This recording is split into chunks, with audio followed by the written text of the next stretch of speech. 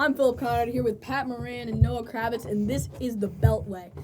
We've been seeing a couple trades over the past couple of days, and the Nationals, they're expected to be one of the bigger sellers here at the deadline. As our resident Nationals expert, what are some guys you hope to see move, and maybe to what teams? Well, we've been hearing that some of the guys that are being talked about are Jeimer Candelario and Lane Thomas.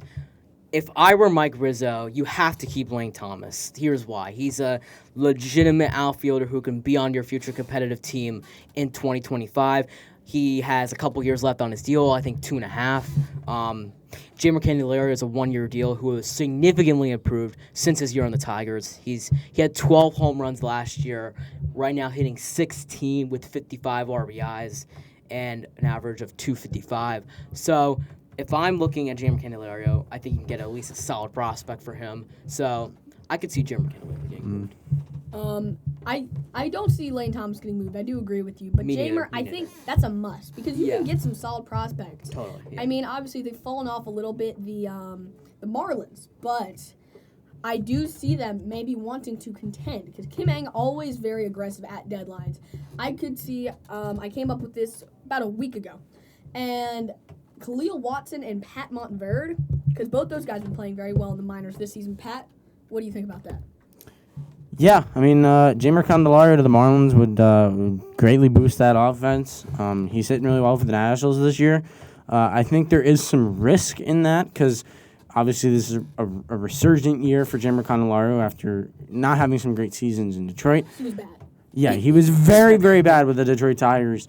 So it could be interesting to see what Jeimer Candelario does after he gets moved, if he gets moved. And something on Lane Thomas real quick. To counter you guys, you said he stays. I think he could be on the move. I think this could be the peak of his value. This could, be the most value he'll ever bring to the table in the trade market. 27 years old, doesn't really fit the Nats timeline, I feel like. Kind of on the older side, starting to enter his prime a little bit, when I feel like the Nationals, they have some young outfielders like James Wood, Robert Hassel, Dylan Cruz, who they just drafted, Elijah Green, who was drafted in 2022. It could get crowded real quick, and I think... As you mentioned James Wood and Dylan Cruz. We've got some breaking news to report.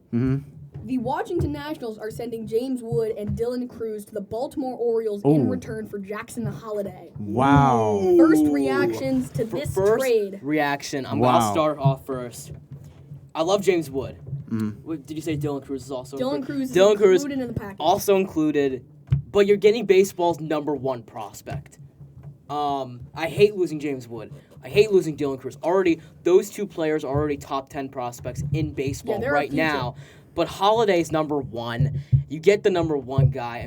You can't be too upset with that, although you will be upset losing Wood and Cruz. Holliday is already in Double-A, and he's only 19 years old. Only 19. Only 19. Not even. He's barely an adult yet. This is the biggest prospect for prospect trade I think we've ever seen. Oh, totally. And I don't think it's particularly close. Yeah. I would say that the Orioles probably win the trade just based off of volume. They get two guys, and the Nats only get one. Two top 10 guys. Two top 10 guys, but the Nats get the number one guy. Number one. I think this guy is special. He's going to be an MVP candidate and will win MVPs.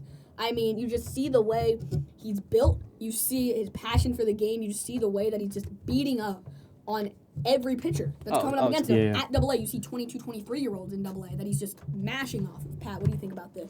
This is, like you said, this is possibly the biggest prospect for prospect deal of all time. The Nationals get that great young shortstop of Jackson Holliday. Honestly, doesn't make a whole lot of sense for both sides, I feel like. We have another breaking trade. K-Bear Ruiz for Adley Rutschman. Whoa. Josh Solomon just reported this. Okay. Wow. The Orioles are really stupid now. I agree with that. I love that trade. Former number one pick, Adley Rutschman, for K-Bear Ruiz. Oh, wait, never mind. Josh Solomon's not a reliable source. That trade did not happen. Uh-oh. All right, let's go back to the Dylan Cruz. Okay, let's go back to that move. I'll continue what I'm saying. I don't think this trade makes a whole lot of sense for both parties in this deal. Because the Nationals have C.J. Abrams acquired in the Juan Soto deal. He's a bit Jackson Holliday-esque, where he's a smaller guy, and he can hit for some okay power as of right now in his big league career. I think he definitely needs to buff up a little bit. But I mean, unless you want to move C.J. Abrams to like second base, I don't know why the Nationals would want Jackson Holiday when they have C.J. Abrams there. And then the Baltimore Orioles have guys like Colton Cowser, Heston Kjerstad in the outfield, Dylan Beavers, Jed Fabian. They have a lot of guys coming up through the pipeline. And while it is incredible to get guys like James Wood and Dylan Cruz, the Orioles already had that outfield talent waiting in the wings for Baltimore. No pun intended. So yeah, the Nationals have infielders, Orioles have outfielders. Doesn't make a whole lot of sense to me. And it looks like we have another breaking news. Robert Hassel and Cade Cavalli to the Detroit Tigers Whoa. for Max Clark and starting pitcher Eduardo Rodriguez. Whoa. Please.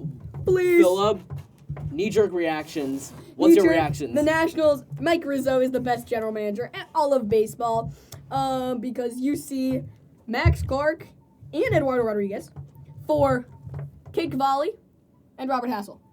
And wait, I think we've got a caller calling in. Call in. Dylan from New York. How do you think Max Clark joining the organization along with Jackson Holiday will affect them and C.J. Abrams? I think Max Clark being the A third. lot of young guys.